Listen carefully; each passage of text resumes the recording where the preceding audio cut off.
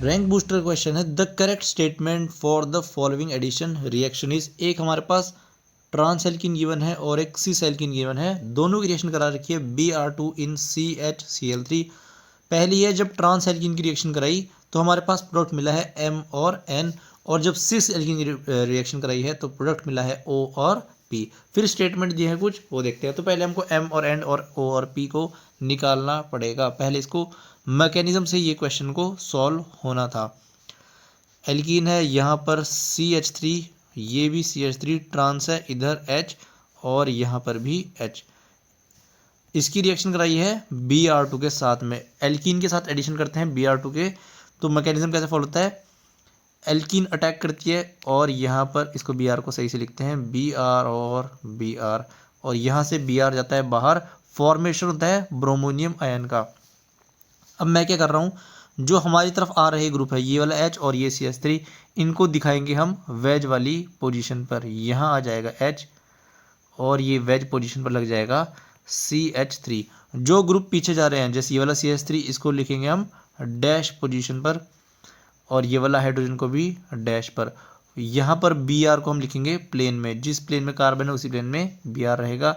इस पे आएगा पॉजिटिव चार्ज। अगले स्टेप में Br माइनस है, दो इक्विवेलेंट सेंटर है, या तो Br माइनस यहाँ अटैक करेगा या तो Br माइनस यहाँ पर अटैक करेगा। अटैक चाहे किसी भी सेंटर पे कराओ, दोनों ही इक्विवेलेंट सेंटर है और प्रोडक्ट हमारा आइडेंटिकल ही बनेगा। मैं मानता हूँ अगर यहाँ से अटैक कराता हूँ तो मेरा प्रोडक्ट बनता है M, और अगर मैं यहाँ से प्रोडक्ट बनाता हूँ तो यहाँ से बनता है मेरा N। दोनों ही केस में क्या होगा, M इक्वल टू N, यानी दोनों ही सेम ही आइडेंटिकल प्रोडक्ट बनेंगे, इसलिए कहीं से भी अटैक करा सकते हैं। जैसे यहाँ अटैक होगा बॉन्ड को ओपन होना पड़ेगा और स्टीरियो को हम ऐसे ही रहने देंगे। अब देखो, जब हम स्टीरियो केमिस्ट्री पढ़ते हैं, जिस टीचर से आपने वैसे स्टीरियो पढ़ी हुई है उसी के लेक्चर से ये देखना रोटेशन वगैरह कैसी होगी। मैं रोटेशन करना नहीं सिखा पाऊंगा। यहाँ पर CH3 और ये हाइड्रोजन को यहाँ लग जाएगा पहले Br। दोनों Br कैसे रहने चाहिए, एंटी रहने चाहिए, और ये वाला Br इधर लग जाएगा, और बाकी स्टीरियो यहाँ आएगा हमारा हाइड्रोजन, और ये डैश पे आया CH3। अब मैं क्या करूँगा, इसको रोटेट करूँगा। इस वाले कार्बन को मैं ऐसे ही रहने दूंगा, लेकिन इस वाले कार्बन को मैं रोटेशन कराऊंगा ताकि मेरे Br दोनों सिन हो जाए, यानी सेम डायरेक्शन में फेस करे।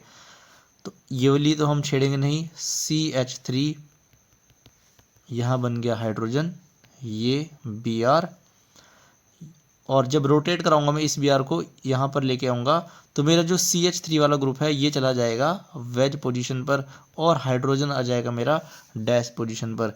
यही क्या है M और यही क्या है N, दोनों सेम प्रोडक्ट ही बनेंगे, आप कैसे भी बना सकते हैं। इसको लिख दिया मैंने M।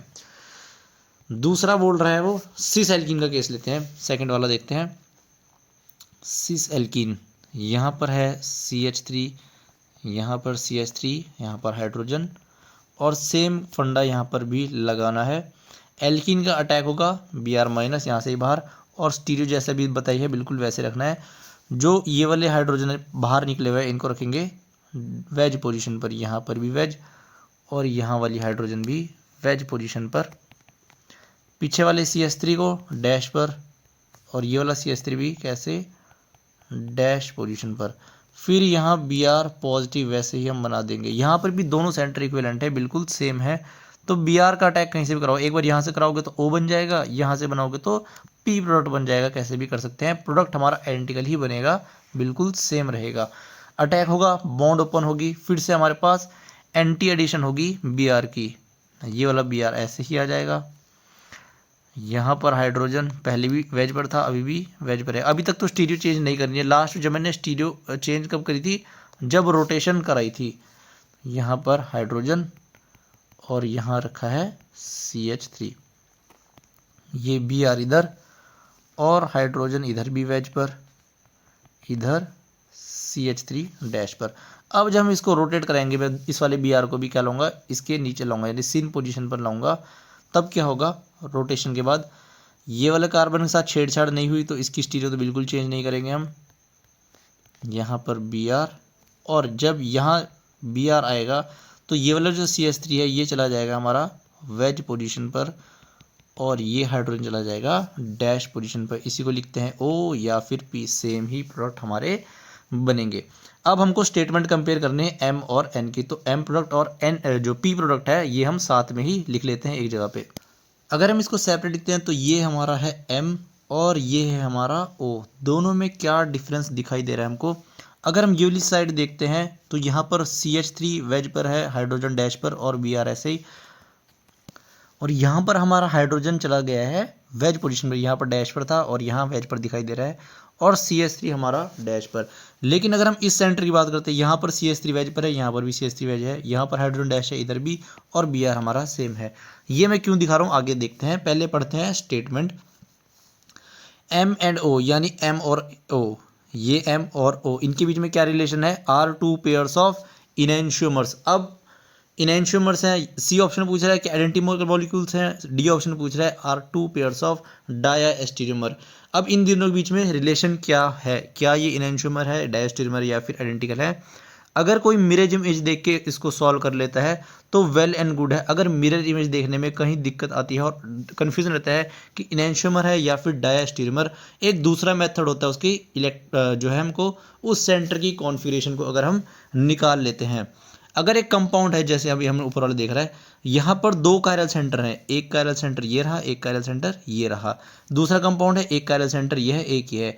ऐसे कंपाउंड में जब भी रिलेशन पूछने के लिए आता है तो हम इसका मेथड का यूज़ करते हैं। ये कोई ट्रिक नहीं है, एक्चुअल जो मेथड है वो ये है, कभी भी आंसर इससे गलत नहीं होगा। अगर लेफ्ट हैंड साइड कंपाउंड है, उसकी एक सेंटर की जो कॉन्फ़िगरेशन आती है आर आती है और दूसरे की भी आर आती है। जब हम इसको कंपेयर करते हैं दूसरे वाले के साथ तो इसकी आर जो है कन्वर्ट हो जाती है एस में और इसका आर भी कन्वर्ट हो जाता है एस में, यानी कि दोनों सेंटर की अगर कॉन्फ़िगरेशन चेंज होती है तो ऐसे केस को हम बोलते हैं इनैंशियोमर्स। अगर ये एस होता, दोनों एस होते और दोनों चेंज होने के बाद आर और आर बन जाते, यानी कि कॉन्फ़िगरेशन दोनों सेंटर की चेंज हुई है, इसकी एस थी, चेंज होने के बाद दोनों आर में कन्वर्ट हुए हैं, तो केस क्या बनेगा, इनैंशियोमर्स। अगर कॉन्फ़िगरेशन कैसी है, एक सेंटर की आर है, एक की एस है, ऐसे इस एरो को हम ऐसे भी दिखा सकते हैं। अगर एक की आर है, एक की एस है, तो आर वाली चेंज हो चुकी है एस में और एस वाला सेंटर चेंज हो चुका है आर में, यानी कि दोनों की कॉन्फ़िगरेशन चेंज हुई है। तो फिर से केस क्या है, इनैंशियोमर्स। जब भी दोनों की सेंटर की कॉन्फ़िगरेशन चेंज होगी उसको हम बोलेंगे इनैंशियोमर्स। अगर पहले वाला सेंटर एस है, दूसरा सेंटर आर है और दूसरे कंपाउंड में एस वाला जो है चेंज हो रहा है आर में, इधर से आर वाला चेंज हो रहा है एस में, तो हम क्या बोलेंगे, इनैंशियोमर्स, क्योंकि दोनों सेंटर ही चेंज हुए हैं। कॉन्फ़िगरेशन एस और एस थी, चेंज होने के बाद दोनों क्या रह गई, आर और आर, तो रिलेशन क्या हुआ दोनों के बीच में, इनैंशियोमर्स। अगर एक कायरल सेंटर की आर है, दूसरे की भी आर है, यहाँ पर भी आर है और यहाँ पर भी आर है, मतलब कॉन्फ़िगरेशन चेंज ही नहीं हो रही है, किसी भी सेंटर की कॉन्फ़िगरेशन चेंज नहीं हो रही है, जरूरी नहीं आर हो। अगर पॉसिबिलिटी है कि एक की आर हो एक की एस हो तो बाद में क्या हो, तब भी आर और एस हो, तब भी इसको क्या बोलेंगे हम, आइडेंटिकल। अगर एक की एस हो दूसरे की आर हो, जब हमने दूसरे कंपाउंड का चेक करा तो इसकी भी सेम कॉन्फ़िगरेशन नहीं, तो ये भी क्या हुए, आइडेंटिकल मॉलिक्यूल्स। अब डायस्टेरियोमर का केस देखते हैं। यहाँ पर क्या होगा, एक ही कॉन्फ़िगरेशन चेंज होगी, एक सेम रहेगी। अगर कॉन्फ़िगरेशन है आर और आर, अगर ये होता इनैंशियोमर तो आर वाला किस में चेंज होता है, एस में, और ये वाला आर भी किस में चेंज होता है, एस में, तब हम बोलते इनैंशियोमर। अगर हम बोलते आइडेंटिकल का केस, तो ये और आर, ये आर है, यहाँ पर भी ये आर और आर ही रहना चाहिए था। लेकिन डायस्टेरियोमर में क्या होता है, एक कॉन्फ़िगरेशन तो सेम रहती है सेंटर की, ये आर तो आर ही रहा, लेकिन एक आर जो है चेंज हो चुका है एस में। अगर कॉन्फ़िगरेशन है आर और आर, इस बार हमने पीछे वाला आर चेंज हुआ था, एक सेंटर, कोई भी एक सेंटर, इस बार हमने एक आगे वाला आर को चेंज कर दिया, तो एक सेंटर चेंज हुआ है और एक ही कॉन्फ़िगरेशन सेम रही है, इसको बोलते हैं हम डायास्टीरियोमर। अगर कॉन्फ़िगरेशन दोनों सेंटर की एस और एस है, एक एस सेम रहा, एक कॉन्फ़िगरेशन चेंज हो गई आर में, तो फिर से डायस्टीरियोमर। एस और एस है, इस बार फ्रंट वाली एस को चेंज कर दिया तो एक को रहने दिया सेम, फिर से डायस्टीरियोमर। इसको ऐसे भी पढ़ सकते हैं, एक की आर है दूसरे की एस है, तो आर वाली चेंज हुई एस में, एस वाली एस में ही रही, तो क्या है, डायस्टीरियोमर। अगर एक कायरल सेंटर चेंज हुआ, एक कायरल चेंज हुआ तो क्या है, डायास्टीरियोमर। अगर दोनों चेंज हुए तो क्या है, इनैंशियोमर। अगर सेम रहे दोनों तब क्या है, आइडेंटिकल। तो अब हमको चेक करना है हमारे ये कंपाउंड क्या है, इनैंशियोमर है, आइडेंटिकल है या फिर डायास्टीरियोमर्स। तो नाम देखते हैं। जो मैं पहले दिखा रहा था कि सेंटर कैसे देखने हैं, ये CH3, चलो पहले लेफ्ट वाला देखते हैं। ये CH3 वेज पर है, ये CH3 वेज पर। अब मैं उम्मीद कर रहा हूँ एग्जाम से एक महीने पहले RS नोमेनक्लेचर आ रहा होगा, कैसे कॉन्फ़िगरेशन निकालते हैं। ये हाइड्रोजन भी डैश पर है, ये हाइड्रोजन भी डैश पर है। इसके राइट में एक ग्रुप लगा हुआ है, इसके राइट में एक ग्रुप लगा हुआ है, और ये हमारा Br लगा हुआ है। अगर इस कार्बन हम इस कार्बन की, इस वाले कायरल कार्बन की वो निकालेंगे कॉन्फ़िगरेशन, तो ये मान लेते हैं R भी आ सकती है और S भी आ सकती है। अब एग्जाम में इतना टाइम है नहीं निकालने के लिए कि R निकालूं या S निकालूं, तो मैं इसको मान लेता हूं कि R आ रही है। अगर मैं इस वाले सेंटर की R मान रहा हूं तो मैं इस वाले की भी R ही मानूंगा। निकाल भी सकते हैं, हो सकता है S आ जाए इसकी निकालने पर एक शॉर्टकट बता रहा हूँ मैं। मान लिया जब मेरे को देख रहा है कि स्ट्रक्चर बिल्कुल सेम है, CH3 यहाँ पर भी वेज पर है, यहाँ पर भी हाइड्रोजन डैश पे है, तो ये वाले भी डैश पर है, तो मैं क्या दिखाई दे रहा है कि दोनों की कॉन्फ़िगरेशन सेम होनी चाहिए। मैंने मान ली दोनों की R है। अब यहाँ पर क्या है, वेज पर CH3 है, लेकिन यहाँ पर CH3 डैश में है। हाइड्रोजन कैसा है, हाइड्रोजन डैश पे है, इधर हाइड्रोजन वेज पर है। तो हमको दिख रहा है कि जो CH3 है और H की है पोजीशन चेंज हुई है। और जब भी पोजीशन चेंज होती है दो ग्रुप की, जब दो ग्रुप इंटरचेंज करते हैं, जब भी दो ग्रुप इंटरचेंज करते हैं तो सेंटर की जो है इन्वर्जन देखने के लिए मिलता है, इन्वर्जन इन कॉन्फ़िगरेशन। तो अगर यहाँ पर S मान लेता हूँ मैं इस सेंटर को, तो यहाँ पर S से ये चेंज हुआ होगा, किसमें, R में चेंज हुआ होगा। इसी को हम बोलते हैं इन्वर्जन इन कॉन्फ़िगरेशन। तो एक R तो सेम रहा और एक कॉन्फ़िगरेशन हो गई चेंज। ये कौन सा केस था, डायास्टीरियोमर्स का केस था, जहां एक R तो R ही रहा और एक कॉन्फ़िगरेशन हमारी हो गई चेंज, किसमें, S में। तो ये क्या हुए, जो आपस में M और O हुए डायास्टीरियोमर्स। एक कॉन्फ़िगरेशन सेम है, R की R ही है, और एक S चेंज हो चुका है हमारा R में। अगर दोनों चेंज होते तब हम बोलते, अगर ये वाला R, जैसे देखो, अगर इनैंशोमर कब होते, एक बार वो भी समझा देता हूँ कि एग्जाम में गलत नहीं होना चाहिए बिल्कुल भी। अगर इसकी कॉन्फ़िगरेशन आती R, इसकी आती S, और ये चेंज हो जाता S में और ये S वाला चेंज हो जाता R में। अब दोनों की सेंटर की जो है कॉन्फ़िगरेशन चेंज हो गई है, तब हम इसके रिलेशन बोलते हैं ये आपस में कैसे हैं, इनैंशियोमर्स। लेकिन यहाँ पर क्या हो रहा है, एक ही कायरल सेंटर की कॉन्फ़िगरेशन चेंज हो रही है। ये वाला R तो यहाँ पर भी R ही रहेगा। अगर R से दिक्कत हो तो S मान लो चाहे इसको, ये अगर S लेंगे तो इसको भी S लेंगे, ये अगर हम R लेंगे तो इसको भी हम, इसको फिर चेंज करना पड़ेगा, इसको S लेंगे, क्योंकि दिखाई दे रहा है हमारी ग्रुप जो है इंटरचेंज हुए हैं, और जब इंटरचेंज होंगे तो कॉन्फ़िगरेशन में चेंज आएगा। यानी M और O मेरे क्या होंगे, डायास्टीरियोमर्स। तो ए ऑप्शन में क्या बोल रहा है, पेयर ऑफ इनैंशियोमर। ए ऑप्शन बिल्कुल गलत। बी ऑप्शन पे भी ध्यान से आते हैं अभी, ए गलत। सी वाला O and P are identical molecules, identical भी नहीं है, आइडेंटिकल में कॉन्फ़िगरेशन सेम रहनी चाहिए थी।